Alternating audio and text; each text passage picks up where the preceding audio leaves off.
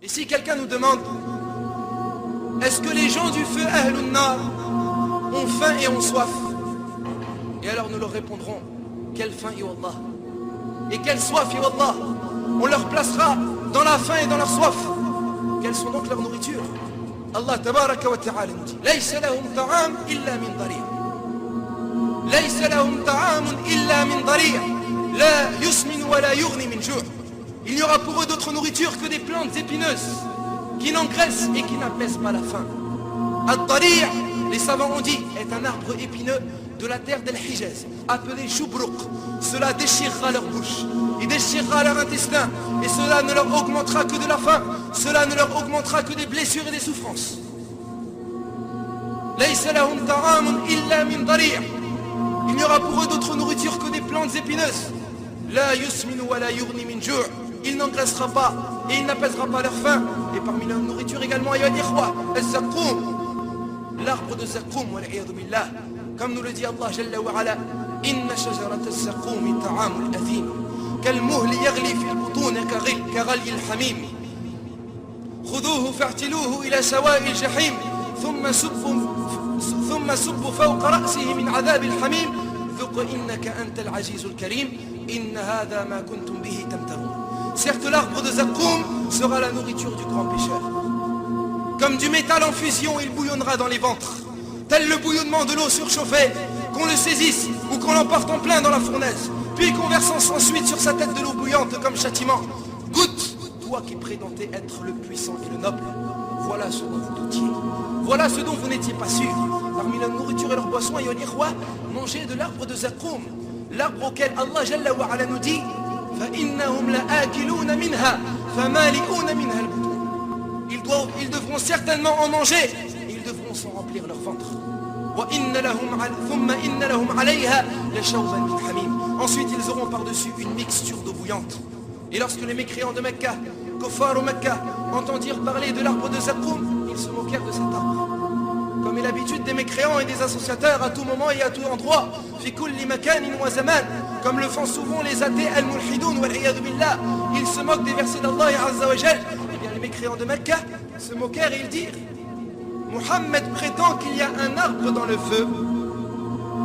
Comment peut sortir un arbre à partir du feu alors que le feu détruit tout, même les arbres?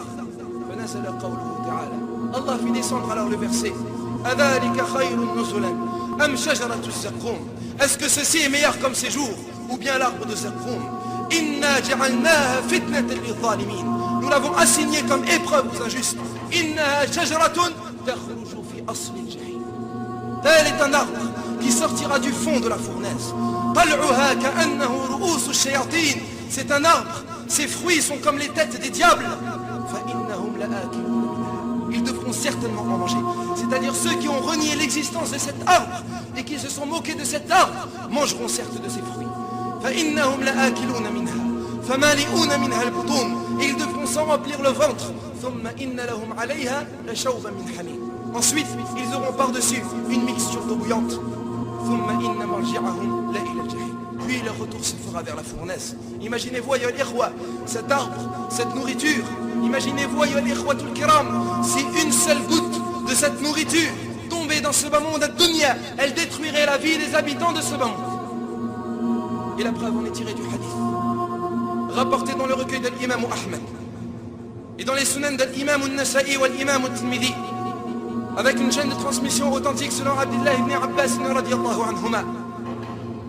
Le messager d'Allah sallallahu alayhi wa sallam nous dit, si une goutte de Zaqqoum tomberait dans la demeure de ce bas monde ad-dunya, une seule goutte, cela détruirait la vie des gens de ce bas monde.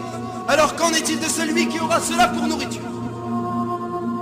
Qu'en est-il de celui qui aura cela pour nourriture? As-tu entendu? Ô toi qui consommes l'intérêt usuraire, ô toi qui consommes les crédits bancaires et riba, as-tu entendu?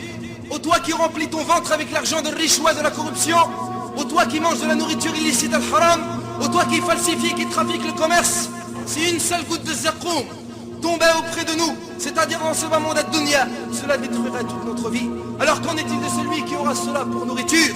Wal-'iyadhu billah, c'est une nourriture ayyuhal ikhwa. Avec cette nourriture, la personne suffoquera. Lorsqu'elle mangera de cette nourriture, la personne s'étouffera, suffoquera, comme nous le dit Allah Jalla wa Ala. Inna ladayna ankala wa jahima. Nous avons pour eux lourdes chaînes et un enfer. Wa ta'aman dha ghussa wa adaban alima. Et une nourriture à faire suffoquer, une nourriture à faire étouffer et un châtiment douloureux. Ainsi lorsqu'ils en mangeront et lorsqu'ils mangeront de cette nourriture, ils suffoqueront et ils s'étoufferont. Et alors ils se rappelleront que dans cette vie de ce bas monde ad-dunya, pour faire passer cet étouffement et pour faire passer cette suffocation, ils buvaient. Et alors ils demanderont à boire. Et alors on leur donnera à boire. Et quelle boisson? Et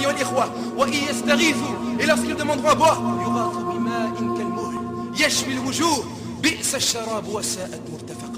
lorsqu'ils demanderont à boire, on leur abreuvera d'une eau tel le métal fondu, brûlant leur visage. Quelle mauvaise boisson et quel détestable demeure.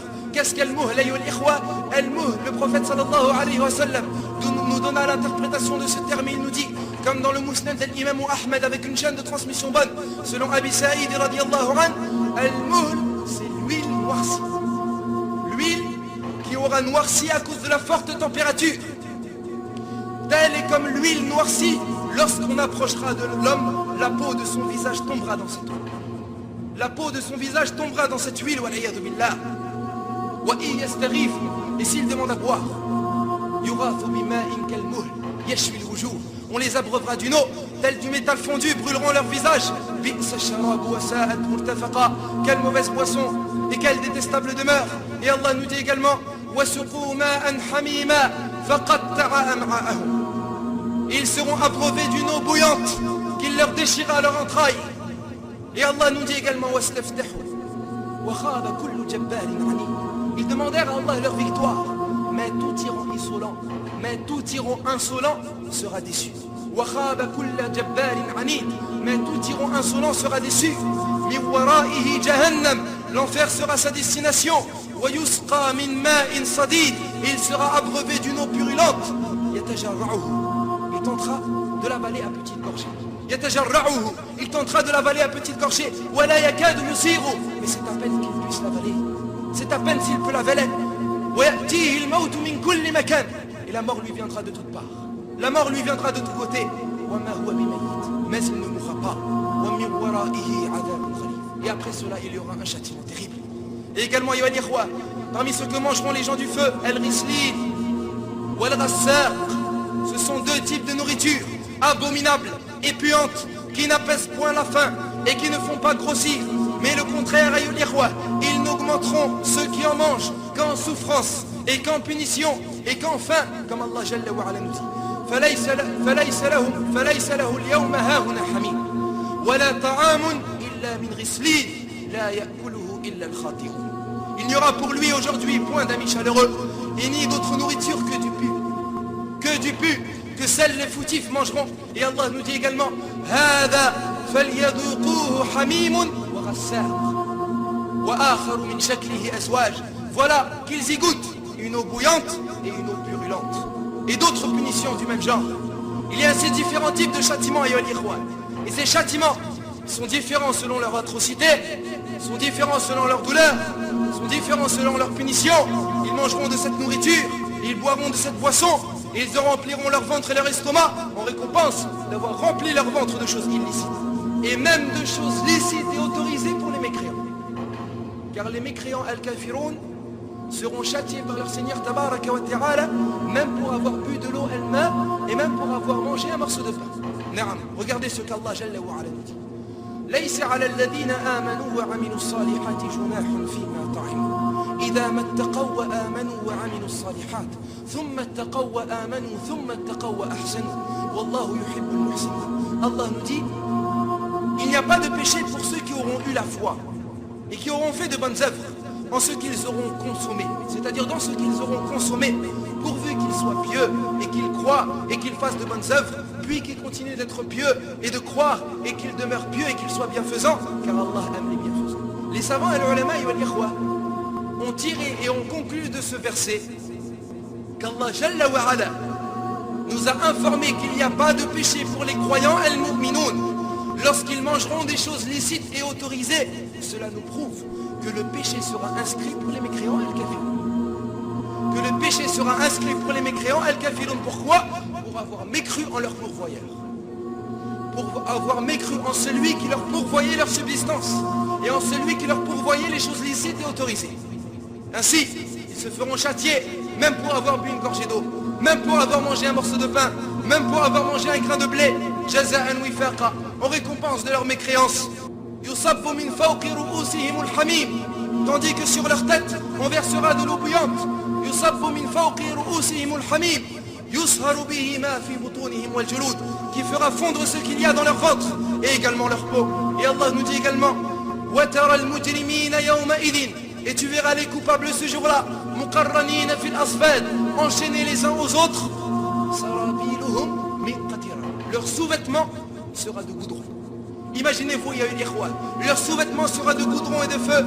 Ainsi la nourriture sera de feu an-nar, leur châtiment sera de feu an-nar, leur boisson sera de feu an-nar, leurs habits et leurs vêtements seront de feu an-nar. La yamutuna fiha wa la yahyaun, ils n'y mourront pas et ils n'y vivront pas, ils n'y mourront jamais et ils n'y vivront jamais. Bel, comme Allah Jalla wa Ala nous dit, la yukhaffafu anhum al-adab wa la hum yunsarun. Leur châtiment ne sera pas diminué et ils ne seront pas secourus. Ils espéreront la mort, et ils y demeureront éternellement. En récompense de quoi? En récompense d'avoir mécru en Allah, en récompense d'avoir associé à Allah al-Wahid al-Ahad, en récompense d'avoir tenu tête et de s'être enorgueilli et de s'être enflé d'orgueil, en les récompense de leur désobéissance et en récompense de leur péché et en récompense de leur guerre déclarée à Allah Azza wa Jal. Telles sont quelques descriptions, ayyuha al-ikhwa. Quant au châtiment du feu de l'enfer nar ou jahannam, as'alullah jalla wa ala, nous demandons à Allah jalla wa ala de nous protéger et de nous préserver des châtiments de l'enfer. Innahu waliyu dhalika wal qadiru alayh. Lui seul en a la capacité et le pouvoir. Et en tenant ces propos, ayyuha al-ikhwatul kiram, j'implore le pardon d'Allah pour moi ainsi que pour vous.